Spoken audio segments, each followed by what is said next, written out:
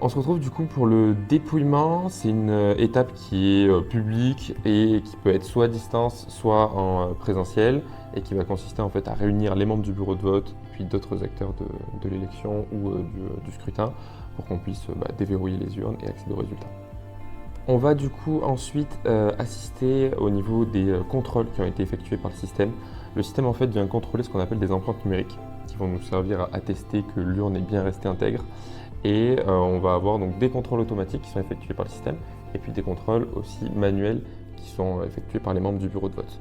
Ces contrôles en fait vont nous permettre d'attester qu'il n'y a pas eu de modifications qui ont été effectuées durant toute la période de vote. Une fois que c'est fait, les membres du bureau de vote vont venir saisir leur mot de passe. Leur mot de passe, c'est des mots de passe qu'ils ont générés ou alors qu'ils ont réceptionnés de la part de la plateforme et qui en fait, une fois réunis, permettent de reconstituer la clé de chiffrement. C'est l'élément qui va nous permettre de déchiffrer les bulletins et d'accéder aux résultats. Chaque membre du bureau de vote vient renseigner donc son mot de passe.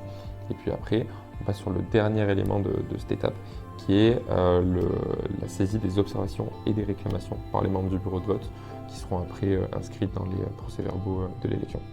Une fois que les urnes sont déverrouillées, on va du coup pouvoir accéder aux résultats. Donc le système va venir déchiffrer les bulletins à l'aide de la clé de déchiffrement.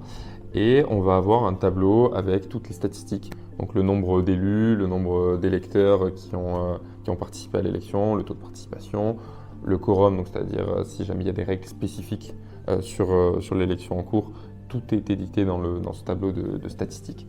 Et puis après, plus on va descendre sur l'interface et on va arriver du coup aux résultats par liste, si c'est une élection de liste, ou aux résultats par candidat.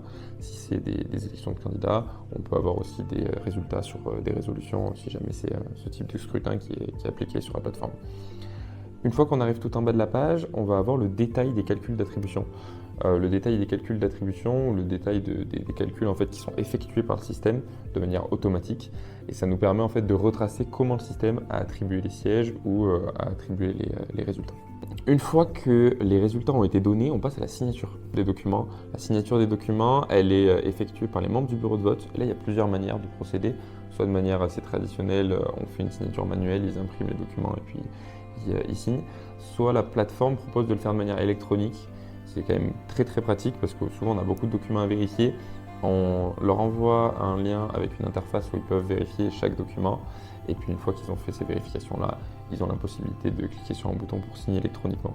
Ça nous permet, nous, de récupérer tous les documents et puis de les déposer dans une zone de partage sécurisée afin que les organisateurs puissent récupérer ces différents documents de contrôle a posteriori. Du coup, avec les différents chefs de projet Legabot, vous avez pu parcourir en fait toutes les étapes qui vont consister de la prise de besoin jusqu'au dépouillement pour mettre en place une élection ou un vote électronique.